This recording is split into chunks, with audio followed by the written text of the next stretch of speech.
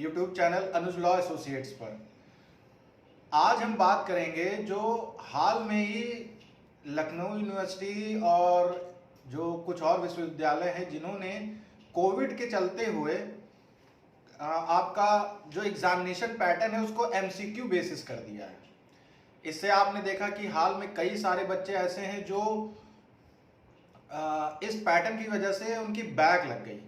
तो इन सब चीज़ों को ध्यान में रखते हुए मैं इनका जो पैटर्न है इसको फॉलो करते हुए आपको आज सीआरपीसी के कुछ इम्पॉर्टेंट टॉपिक के ऊपर बताऊंगा और उसको आपको एमसीक्यू के बिहाफ पर कैसे तैयार करना है इसकी भी जानकारी मैं आपको दूंगा। आज मैं सबसे पहले कोड ऑफ क्रिमिनल प्रोसीजर 1973 के टॉपिक चार्ज के बारे में बात करूंगा कि चार्ज होता क्या है। चार्ज को डिफाइन किस सेक्शन में किया गया है कोड ऑफ क्रिमिनल प्रोसीजर 1973 में।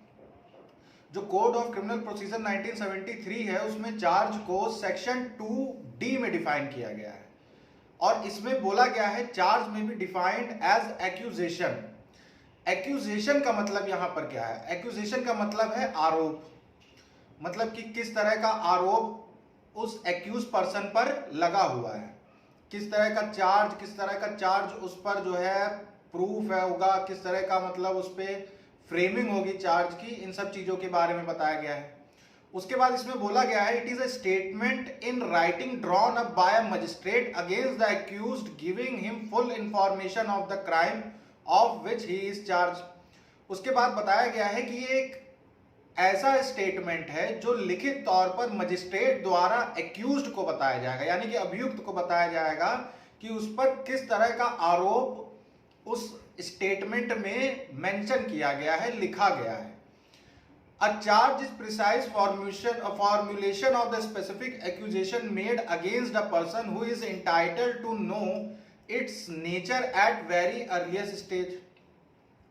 अब जो चार्ज है, चार्ज जो मजिस्ट्रेट उस रिटन स्टेटमेंट में बताएगा वो एक तरीके का शॉर्ट एक व्यू होगा जो वो अपने उस रिटन स्टेटमेंट में मेंशन करेगा और वो जो मेंशन किया हुआ डॉक्यूमेंट होगा वो उस एक्यूज को दे दिया जाएगा जिससे कि वो जान सके, मतलब ट्रायल शुरू होने के पहले जान सके कि उसके ऊपर किस तरह का चार्ज लगाया गया है, जिससे कि ट्रायल शुरू होने के पहले वो अपने डिफेंस में जो एक्शन लेना चाहे वो ले सकता है।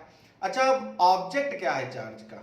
चार्ज का ऑब्जेक्ट जो ये है वो अपने ऊपर जो आरोप लगाया गया है, जो आरोप उसके ऊपर लगाया गया है उस चार्ज के थ्रू जिसको मजिस्ट्रेट साहब ने फ्रेम किया है, लिखित में उनको एक्यूज को बताया है, उसको वो जान सके, समझ सके और उसको कोर्ट ट्रायल के पहले अच्छी तरीके से अपने बचाव के लिए, अपने आप को जो वो चार्ज लगाया गया है उससे खुद को फ्री करने के लिए, मान लीजिए कि जैसे उसके ऊपर अटेम्प्ट टू मर्डर का सेक्शन 307 में चार्ज लगा दिया गया, तो अब जो अटेम्प्ट ऑफ मर्डर का ट्रायल कोर्ट में चलेगा उस ट्रायल से बचने के लिए जो विटनेस, जो एविडेंस, जो और भी तरीके के जो उनके आपके एविडेंस हों, ठीक है, और विटनेसेस हों और जो जरूरी डॉक्यूमेंट हो जिससे कि वो अपने आप को बेगुनाह साबित कर सके, वो सभी के सभी वहां पर लाके प्रस्तुत कर सके या मजिस्ट्रेट के सामने पेश कर सके। मुझे लगता है कि आपको चार्ज की डेफिनेशन और उसका सेक्शन पूरी तरह से समझ में आ गया होगा।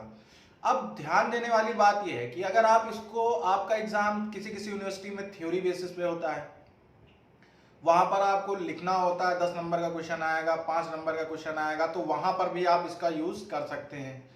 और अगर मान लीजिए कि आपके कॉलेज में या यूनिवर्सिटी में एमसीक्यू पैटर्न है तो सबसे पहले आप इनमें 3-4 वर्ड जो चार्ज से रिलेटेड है वो जान लीजिए कि चार्ज की बात जो है कोड ऑफ क्रिमिनल प्रोसीजर में 1973 में चैप्टर 17 में किया गया है। इसको डिफाइन सेक्शन 2D में किया गया है। चार्ज जो है एक तरीके का एक्यूजेशन होता है, आरोप होता है जो लिखा जाता है किसके द्वारा? मजिस्ट्रेट के द्वारा। तो इस तरह के कुछ कॉमन क्वेश्चन हैं जो आपके एमसीक्यू में आते हैं। इनको आप अगर थोड़ा सा ध्यान दें तो आप अपने पेपर को आसानी से सॉल्व करते हुए निकाल सकते हैं। So thank you so much, please like comment and share more and more.